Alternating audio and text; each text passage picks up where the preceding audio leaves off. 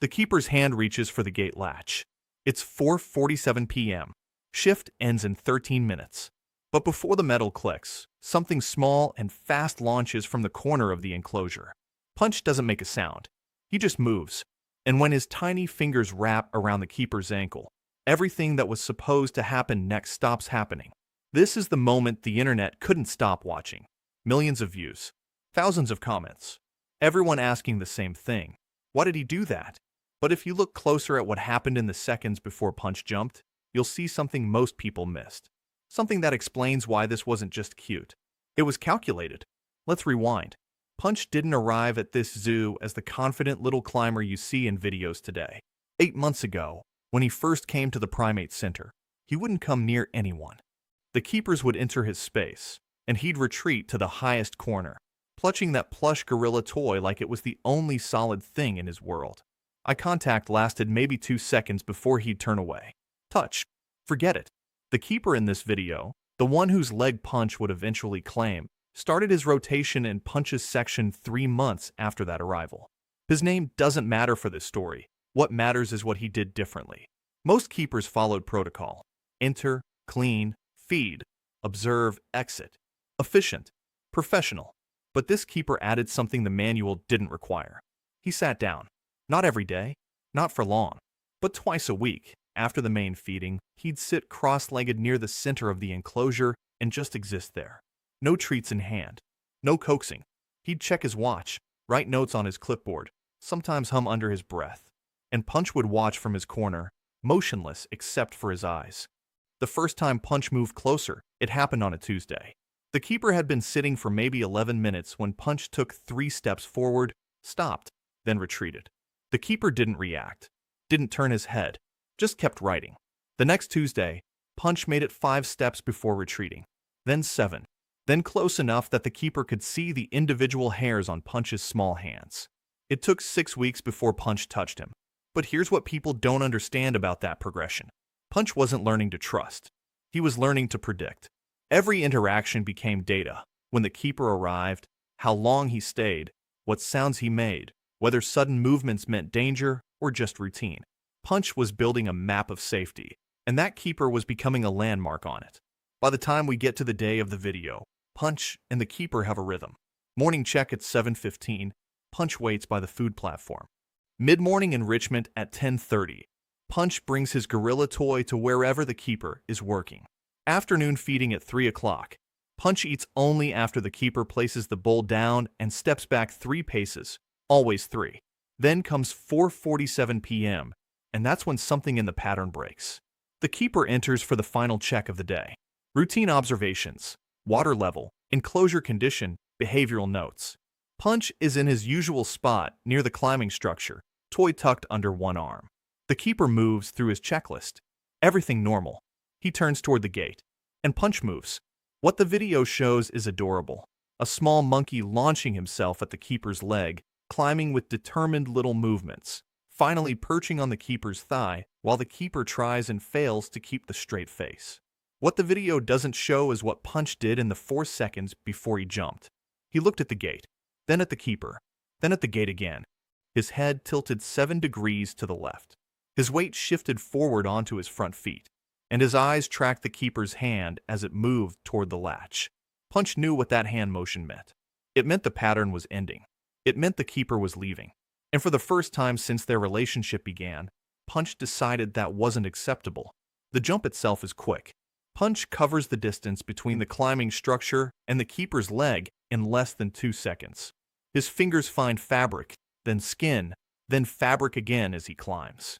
The keeper freezes mid-step, clipboard in one hand, the other instinctively moving to steady himself against the wall. Punch doesn't stop until he's at thigh height, where he finally pauses and looks up. The keeper's face does something complicated. You can see him trying to maintain professional distance, the kind of neutral expression the training emphasizes. But his eyebrows betray him first, lifting slightly. Then the corner of his mouth twitches. By the time Punch settles into position, wrapping both arms around the keeper's leg like it's a tree branch, the keeper has lost the battle entirely. He's smiling. Not the polite smile you give visitors. The real one. You're not supposed to do that, the keeper says quietly. Punch responds by gripping tighter. Here's where the moment gets interesting. The keeper should, according to protocol, gently remove Punch and exit the enclosure. Physical contact is meant to be minimal, controlled, purposeful. But instead, the keeper stays. He shifts his weight, adjusting to accommodate Punch's position on his leg. He doesn't try to pull him off. He just stands there, letting Punch hold on, while something unspoken passes between them. 43 seconds. That's how long Punch stays attached before the keeper finally, very slowly, kneels down. As soon as the keeper's knee touches the ground, Punch transfers from leg to shoulder in one fluid motion. Now they're at eye level.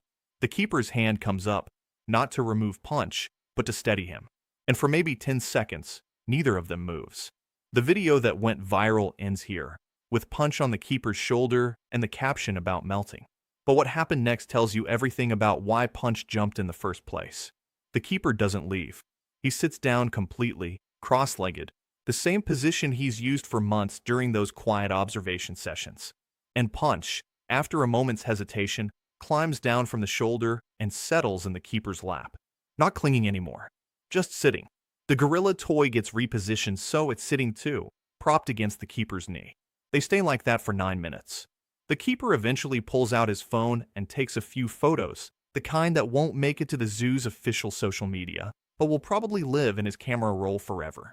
Punch investigates the phone case, touching the buttons without pressing them, tilting his head at his own reflection in the dark screen. At one point, he reaches up and very deliberately touches the keeper's face, fingers brushing against stubble, then retreating. The keeper doesn't flinch. When it's finally time to leave, the transition is different than before. The keeper doesn't stand up abruptly. He starts talking, narrating his movements. "I'm going to stand up now. You're okay. I'll be back tomorrow morning. Same time." Punch watches him rise, watches him move toward the gate. This time, he doesn't jump. He doesn't chase. He just sits in the spot where the keeper was, toy in his lap, and watches until the latch clicks shut. The next morning at 7:15, Punch is waiting by the food platform, exactly where he's supposed to be. The keeper enters, and Punch doesn't rush over, doesn't cling, just makes eye contact and holds it for a long 3 seconds before returning his attention to the apple slices in his bowl. But here's what changed. From that day forward, every single time the keeper reaches for the gate latch at the end of his shift, Punch looks up. Every time. And the keeper, before he leaves, has started doing something new.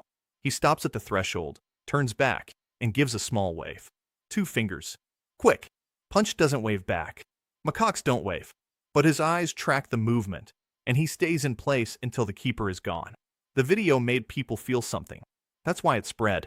In a timeline filled with noise and chaos, here was a moment of pure, uncomplicated connection. A small creature saying, in the only way he could, "Don't go yet." And a human responding, "Okay, I'll stay." But if you're paying attention, the video also reveals something deeper. Punch didn't jump because he's cute or clingy or dependent. He jumped because he recognized a pattern breaking and decided to intervene. That's not just attachment. That's agency. That's a mind processing information, predicting outcomes, and making choices. Tomorrow, the keeper will return at 7:15. Punch will be waiting. The rhythm they've built together will continue, each day adding another layer to the map of safety Punch carries in his mind. And maybe, if the timing is right and the mood strikes, Punch will decide that a leg makes a perfectly good climbing structure once again. Because that's the thing about trust. It doesn't announce itself with grand gestures. It lives in the small moments. The hand that doesn't pull away. The keeper who sits down instead of rushing through. The monkey who finally believes that when someone leaves, they'll come back. The internet will keep scrolling. New videos will go viral. But in that enclosure, at 4:47 p.m. every weekday, there's a moment that belongs only to them. A small hand reaching. A larger one steadying. And the quiet understanding that sometimes the best thing you can do is just stay a little longer. If you want to see what happens next in Punch's story, hit subscribe. Because tomorrow brings something unexpected. Something that will test everything Punch and his keeper have built together. And this time, cute won't be enough to solve it.